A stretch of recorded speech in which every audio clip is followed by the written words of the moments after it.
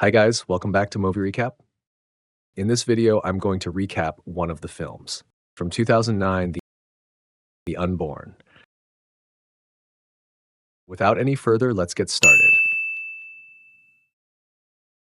At the beginning of the film, a girl named Casey is out jogging. After a while, she grows tired and stops to catch her breath. That's when she notices a single glove lying on the road.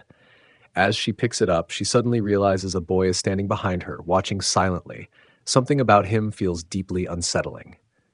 Without warning, the boy transforms into a dog wearing a strange mask and disappears into the forest. Drawn by a strange urge, Casey follows. After walking some distance, she finds a mask on the ground. She begins digging beneath it and uncovers something horrifying: a fetus. Suddenly, its eyes snap open, terrifying her. Moments later, Casey is at her neighbor's house, babysitting their children. While talking with her friend Romy, they hear noises coming from upstairs. Then, through a walkie-talkie, a voice whispers, "Look into the mirror. Some people are doorways." Uneasy, Casey goes to check on the kids. Inside, she sees Maddie holding her infant sister up to a mirror. As Casey approaches, Maddie suddenly turns violent, smashing the mirror against Casey's head, and chillingly says that Jumby wants to be born. Later, on her way home, Casey comes across the same glove from her dream, lying in her path. The next morning, while making breakfast, something disturbing happens. A live insect crawls out of one of the eggs. Startled, she rushes to throw it away, but then notices Maddie standing outside, staring at her. Soon after, she meets up with her friends and her boyfriend, Mark, and tells them what happened with Maddie. Romy mentions an old superstition, that if a newborn sees its reflection in a mirror, it may soon die. Mark dismisses it as nonsense. Still shaken, Casey takes a bath, unable to stop thinking about the mask and the fetus. Later, as she comes out, Romy notices something unusual about her eye and tells her to get it checked. Mark takes her to a specialist who suggests it might be heterochromia, takes photos, and asks her to return later for results. On their way back, Casey spots the same strange boy again, but he vanishes in an instant. That night, while talking with Mark about the afterlife, Casey recalls the last time she saw her mother, sitting quietly, staring out the window, as if she had already left this world. She also remembers that her mother's eye color had changed shortly before she died. Moments later, Casey hears noises coming from the mirror cabinet in the bathroom. When she opens it, she sees the same eerie child staring back at her. Terrified, she calls Mark, but when he looks inside, there's nothing there. The following morning, during another jog, Casey learns that Maddie's infant sister has died. At the hospital, the doctor tells her that her test results are normal, but then asks an unexpected question. "Are you a twin?" Casey says no. Disturbed, she goes to her father and asks him directly. That's when she learns the truth. She was a twin. She had a brother who died before birth, his umbilical cord wrapped around his neck. When Casey asks his name, her father quietly reveals it: Jumby. Later, Casey discovers an old photograph and a newspaper clipping inside her house. One name stands out: Sophie Cosma. As she studies the photo more closely, her blood runs cold. The same strange boy from her dreams is standing in it. Determined to find answers, Casey and Romy track Sophie down. Casey shows her the clipping and a photo of her mother, hoping for recognition. But Sophie denies knowing anything until she notices the boy in the picture. Her expression shifts instantly to anger and fear, and she orders them to leave. Soon after, Casey and Mark watch an old recording. In it, they see the hospital where Casey's mother died, the very place where she took her own life beyond a closed door. Trying to distract herself, Casey goes out to a club with Mark and her friends. For a moment, everything feels normal, until she sees him again. The same boy lurking in the crowd, watching. From that point on, her condition worsens.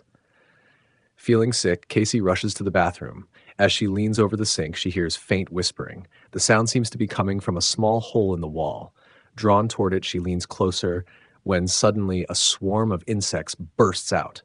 Terrified, she tries to escape, but the door won't open. Then, out of nowhere, she sees her mother's ghost. Moments later, Mark and Romy break in, but everything appears completely normal. That night, Casey jolts awake, only to see herself still lying on the bed.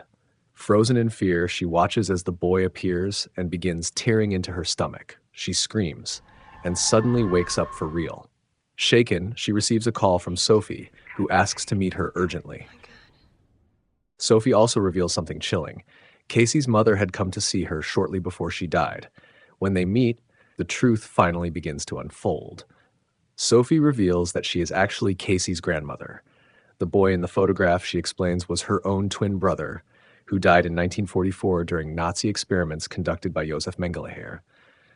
But death wasn't the end. 2 days later, he came back, but not as himself. Something else had taken over. A Dybbuk, a restless, wandering spirit, had entered his body, using it as a doorway into the world of the living.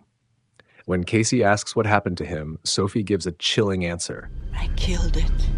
And ever since, that entity has been seeking revenge on their bloodline. Casey then asks why all of this is happening now. Sophie explains that such spirits take time and strength to cross over. She hands Casey an ancient Book of Mirrors, said to contain rituals of exorcism, and tells her to find a rabbi named Sendak. For protection, she gives her an amulet, the Hand of Miriam, and warns her to stay away from mirrors at all costs. Destroy them. Burn the pieces, bury the remains. Desperate, Casey seeks out Rabbi Sendak and gives him the book, explaining that she is being haunted by a Dybbuk and needs help.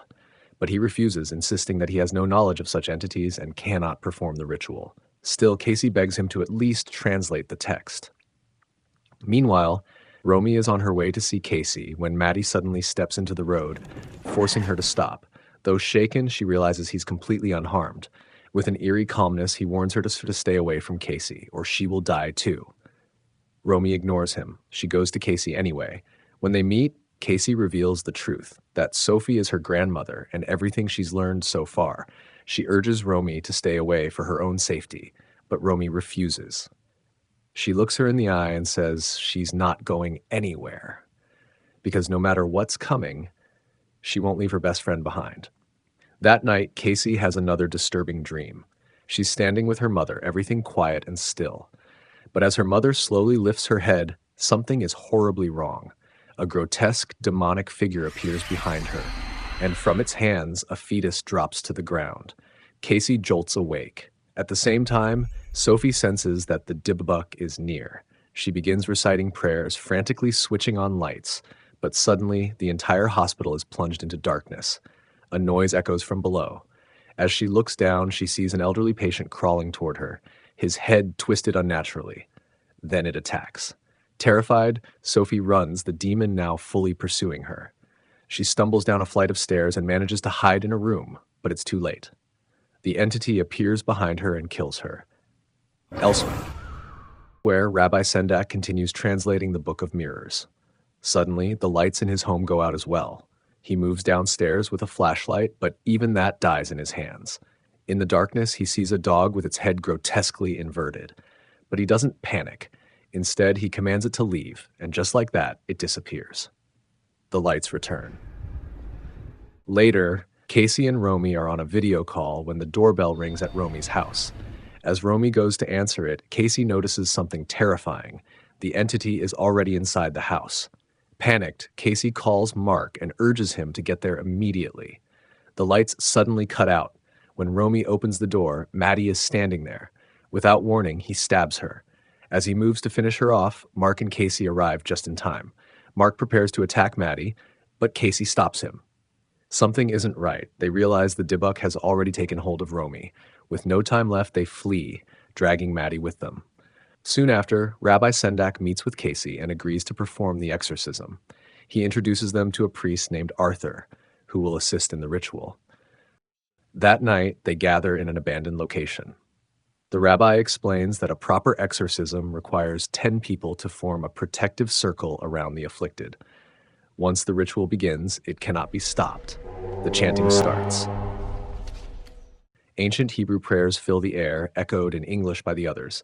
At first, nothing happens, but then the atmosphere shifts. A violent wind erupts, tearing through the space.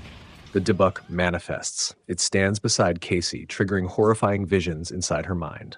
Then it lashes out, attacking everyone present.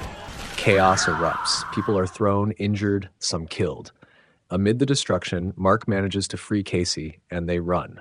But the entity isn't finished. It takes hold of Arthur, possessing him completely. He crashes through a wall and drags Mark away, attacking both of them. In desperation, Mark strikes him down with a metal rod. For a moment, it seems over. But it isn't. The Dybbuk has moved again, this time into Mark. Seeing this, Casey tries to escape, but Mark turns on her, grabbing her throat and choking her. With her last strength, she uses the amulet, the Hand of Miriam, to strike him. The entity recoils. At that moment, Rabbi Sendak arrives and resumes the ritual. Casey joins him, reciting the prayers aloud. Together, their voices grow stronger.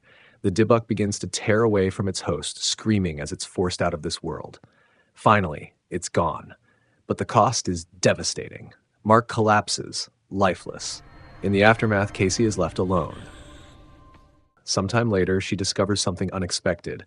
She's pregnant, and not with one child, but twins. Thanks for watching, and remember to turn on your notifications to watch more movie recaps like this one.